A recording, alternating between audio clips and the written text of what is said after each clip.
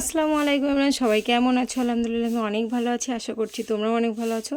তো welcome back to my channel লাভলিয়াত blog. দেখো উঠেই সকাল সকাল গুছিয়ে নিচ্ছি। হ্যাঁ, মানে এখন যাব খালামাদের বাড়ি, নবী দিবসের নিমন্ত্রণ, চারিদিকে এখন নবী দিবসের জলসা হচ্ছে, তাই জন্য আমি গুছিয়ে নিয়েছি। মানে দুপুরে গিয়ে খাওয়া দাওয়া করব, তাই জন্য তাড়াহুড়ো করে রেডি হয়ে গিয়েছি।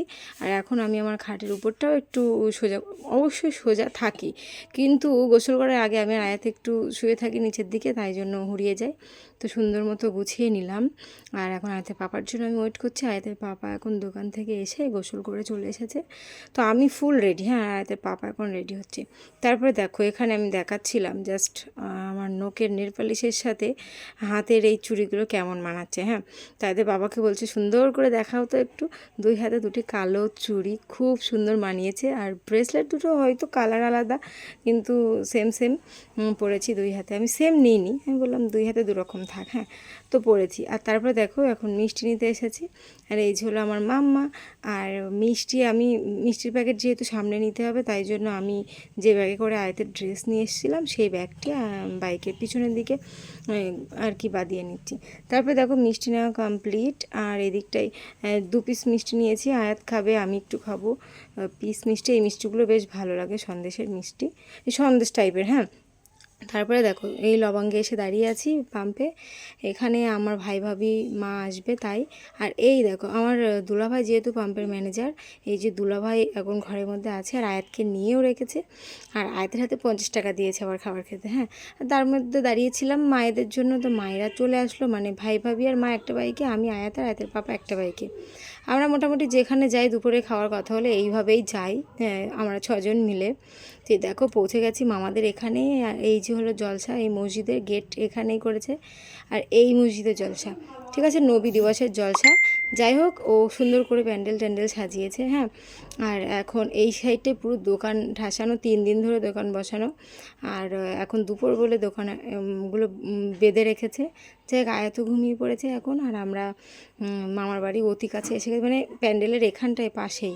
তো এই যে মামাদের ভিতরের রাস্তায় ঢুকেও গেলাম। হ্যাঁ, তারপরে এখানে এসে আগেই খালামা বললো খাওয়া দাওয়াটা করতে। খালামার যেহেতু সদ্য বেবি হয়েছে, হ্যাঁ, খালামা বললো চল রান্নাঘরে গিয়ে একটু হাতে হাত লাগিয়ে দিবি। তো আমি বললাম ঠিক আছে, আগে দেখা যাক। আগে খালামা খেয়ে নিয়েছে, আমাদের একটু আসতে দেরি হয়েছে তাই।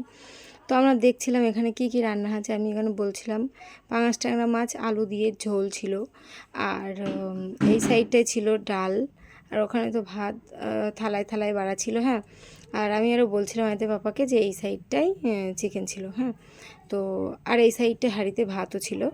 আমার যেহেতু শরীর খারাপ, যেহেতু মনা হয়েছে, তাই জন্য এখন অন্য একজন এসে, অন্য একটা মামি এসে রান্না করে দিয়ে যায়, তারপরে খালামার কি ফিট ফাইন করে রাখে। আর এখানটায় দেখো আলামিন ফোন নেওয়ার জন্য বসে আছে। আমাদের আপাতত খাওয়া দাওয়া কমপ্লিট সব কিছু। তারপরে এই জায়গাটা আমার ভাবি এখন থালা বাসন মাজা ঘষা করছে, মানে আর কি খাওয়া দাওয়া করে উঠে এই কাজটি ইম্পর্টেন্ট বলে মনে করা হয়, আর সেটি ওই কাজটি হয়ে গেলে আর কোনো ব্যাপার থাকে না, ও নিশ্চিন্তে একটু শুবে ওই জন্য, তাই জন্য। হ্যাঁ, ভাত খেয়ে উঠে এখন আয়তের পাপা মাছ ধরতে যাবে, এখন ডিস্টার্ব করছে। এই যে বড় বড়শি দেখো, পাঙাশ ট্যাংরা ধরার বড়শি। তা এখন পাঙাশ ট্যাংরার ঝোল খেয়ে বলছে দিশি পাঙাশ ট্যাংরা ধরতে যাবে, ঠিক আছে, তাই জন্য এখন রেডি হচ্ছে। এই যে তো আমরা এসেছি এখন মাছ ধরতে। আর বাবা ওই যে পাঙাশ ট্যাংরা মাছ ঝোল খেয়েছে, ওটি হলো পুকুরের দিশি, তো খুব সুন্দর টেস্ট হয়েছে, বললো চলো আরেকটি ধরা যাক।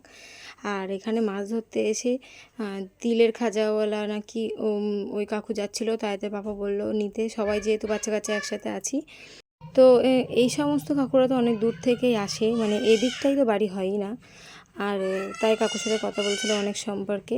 আর আমি এখন ভয়েস দিচ্ছি, আর আয়াত দেখো কতটা চেল্লাচিল্লি করছে। যাই হোক, এখানটায় মাছ ধরছি, আর আয়াতের পাপার একটি বড় পাঙাশ ট্যাংরা মাছ উঠতে গিয়ে আয়াতের পাপার বড় বড়শিটি বেঁকিয়ে দিয়েছে, মানে ওতে আর মাছ ওঠার কোনো মানে রাস্তাই নেই, তবুও আবার হাত দিয়ে সুন্দর করে বেঁকিয়ে বেঁকিয়ে ধরার চেষ্টা করছে। প্রচুর মাছ এই নানাদের এই পুকুরটায়। আর খালু তো নিজে হাতে আবার পাঙাশ ট্যাংরা মাছ ছেড়েছে, প্রতিদিন আবার খেতেও দেয়। যাই হোক, মাছ অবশ্যই মানে বড়শি ফেললেই টোপ লাগবে, এরকম একটু ব্যাপার। তারপরে এখানে মামার ছেলে কল করেছে, ও জানে না, ও জানে নবী দিবস আসবো, তাই জন্য ও কল করেছে আমার কাছে, শুনে নিচ্ছে আমি এসেছে কি না। আমি বললাম তোর বাড়ির সামনে, ও বিশ্বাসই করছে না, এই পুকুরে ওই সাইডটা যেহেতু মামার বাড়ি। আমি বললাম তুই তাহলে বাইরে আয়, বাইরে আয়। সেই দেখো ও ফোন করতে করতে বাইরে চলে এসেছে, আমার সাথে ফোন করছে। যাই হোক, এখানে ওরা আবার ছোট একটি কী মাছের, শোল মাছ না কী মাছের বাচ্চা পেলো, তাই দেখাচ্ছে। হ্যাঁ, তো আমরা মাছ ধরে বাড়ি চলে আসলাম। আর ও মাছ তো আমাদের খাওয়া হবে না, কারণ আমরা তো চলেই যাব। হ্যাঁ, তো এখন বিকাল হয়ে গেছে, আর আয়তের পাপা আর আমার ভাই দোকানে যাবে একই জায়গায়। আয়তের পাপার দোকানের ওখানে আমার ভাইও কাজ করে, কাজের জায়গা একই। তো আয়তের পাপা, আমি বললাম এক বাইকেই যেতে, ওরা এক বাইকে যাতায়াত করে। তো আমার ভাই চালাই সব সময়, আর আয়তের পাপা বসে থাকে যখন দুজন একসাথে যায়। তো ওই জানালা দিয়ে দেখালাম আর এই জানালা দিয়ে দেখালাম, আয়তের পাপা আবার তাকাতে তাকাতে যাচ্ছে। হ্যাঁ, আর আমি এখানে, তারপর ওরা চলে গেলে নামাজ পড়ে হাবিবাকে নিয়ে এখন মামাবাড়ির দিকে যাচ্ছিলাম। তারপরে সন্ধেবেলা দেখো হাবিবাকে আমার ওড়নাটি পরিয়ে দিয়েছি, সুন্দর লাগছে, মাশাল্লাহ মাশাল্লাহ। তারপরে দেখো এখানে আমি আলামিনকে বললাম খাবার কিনে নিয়ে আসতে, তো আলামিন নিয়ে এসেছে ফুচকা, মশলা মুড়ি, এই সমস্ত খাবার নিয়ে এসেছে আলামিন। আর এখন মানে আমরা সবাই মিলে এটি খাবো। হ্যাঁ, তারপরে দেখো আমার ভাবি আছে, সবাই আছে। আর আয়াত এখন আলামিনের কাছে খাবার খেতে চাইছে, কিন্তু আলামিন দিবে না বলছে, তাই আয়াত ওকে মারার চেষ্টা আছে। দেখো ওর গালের চড়ও মেরে দিয়েছে। তো চলো আমরা খাওয়া দাওয়া করে রাত্রেই বাড়ি এসেছিলাম, আমি বেশি কিছু আর দেখাতে পারিনি, অনেক রাত হয়ে গেছিলো বাড়ি আসতে। তো ফুল দিনের ব্লগটি এই পর্যন্ত। ভালো লাগলে like, comment, share and subscribe করতে ভুলো না। আর তোমাদের কেমন লাগলো আমার মামাবাড়ির, খালাবাড়ির ব্লগ অবশ্যই জানিও। আল্লাহ হাফেজ।